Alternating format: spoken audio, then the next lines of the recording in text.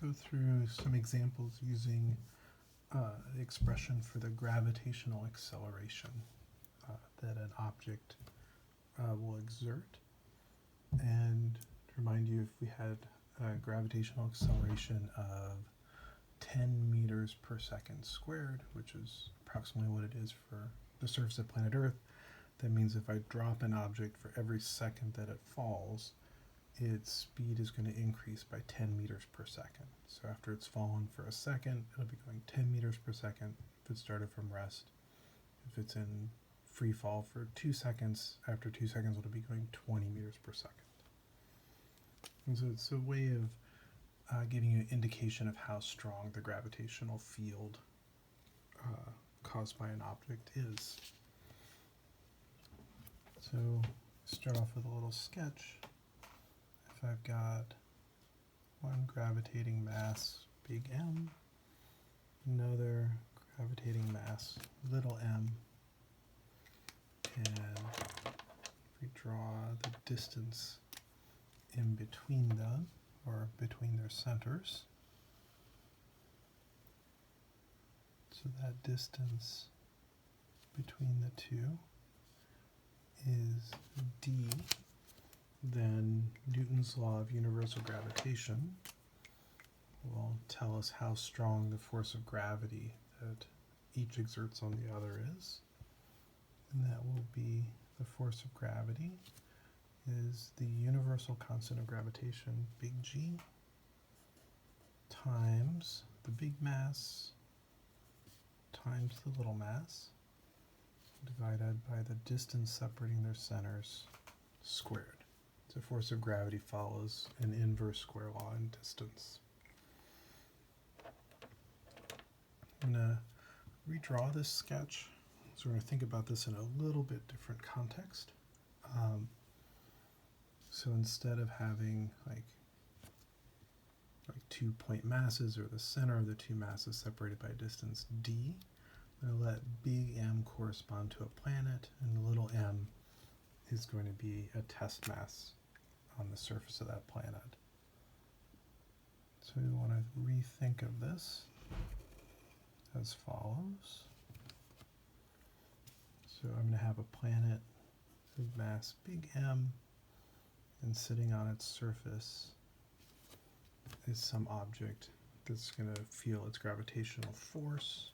It has a mass little m, and then the radius of this planet is big R. So in terms of that,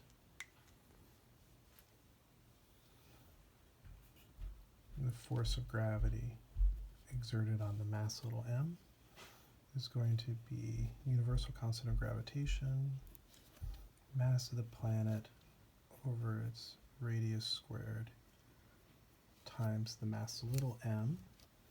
And if we look at this, there is a part of this that depends, part of this force that depends only on the properties of the planet. Mass of the planet, radius of the planet squared, and the universal constant of gravitation. And that we can think of being the gravitational acceleration, little g. So we can rewrite the force of gravity on the mass little m as being the mass little m times the acceleration due to gravity, little g.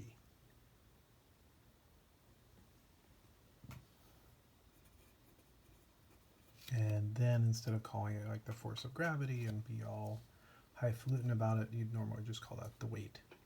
The weight of the object is the force of gravity pulling on it. And so little g is big G, universal constant of gravitation, times the mass of the planet over the radius of the planet squared. All right, now this causes no end of frustration, but we need to be careful. Capitalization matters, so I'm going to try to go through and be careful about what means what. Capital G is Newton's universal constant of gravitation. It takes the same value anywhere in the universe as far as we can tell, and at any time throughout the history of the universe. Big G is always the same value. And if we use units of meters and kilograms and seconds, then big G is 6.67 times 10 to the minus 11. And it is meters cubed over kilogram second squared.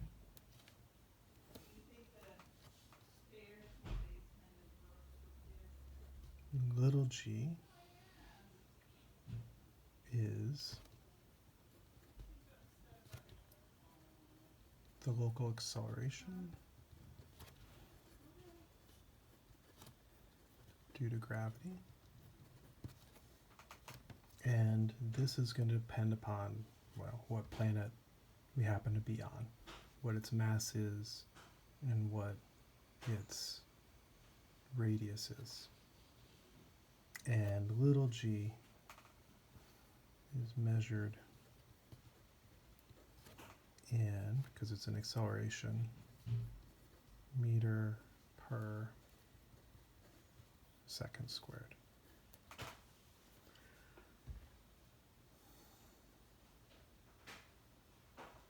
Okay, let's try an example where we apply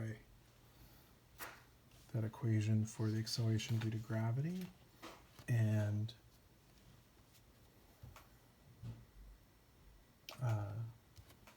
see what that gives us for home sweet home. So if we apply that to planet Earth, we're going to collect some information for Earth.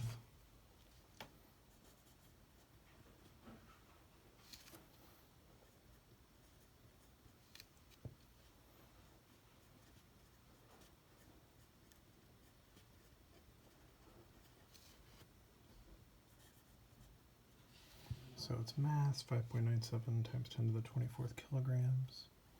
Radius of the Earth, 6.38 times 10 to the 6th meters. And big G will need 6.67 times 10 to the minus 11 meters cubed per kilogram second squared. All right, so if you want to calculate the acceleration due to gravity for Earth,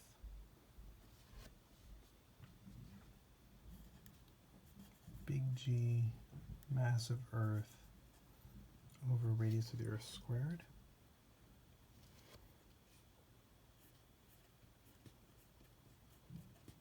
And we put in those values.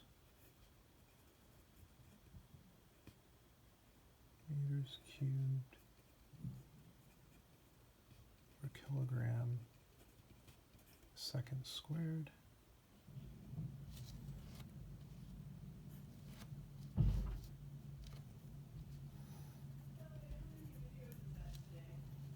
.97 times 10 to the 24th.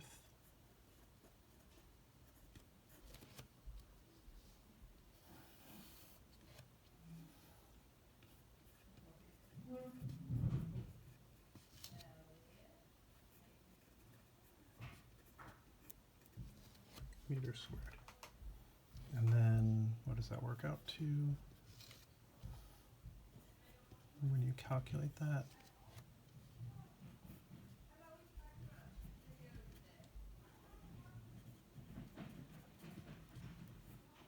.78 meters per second squared, which is pretty close to our nice friendly value of 10 meters per second squared that's mentioned in your textbook and in the class. And try another example just to see how this shakes out for another world.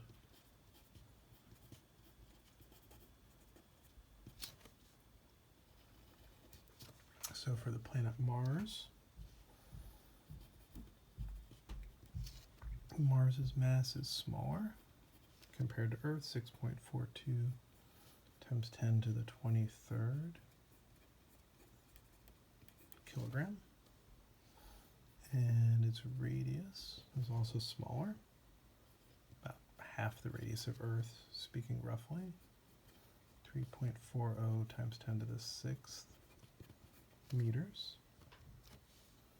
And so for Mars, we would have a different value for the local acceleration due to gravity, little g.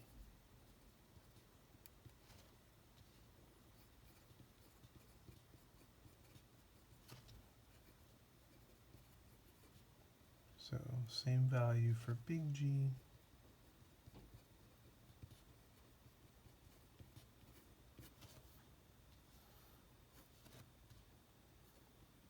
Put in the mass for Mars.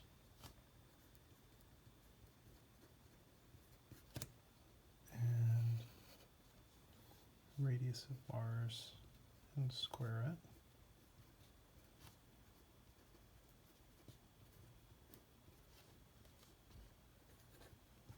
I guess I should be more careful and check through my units again.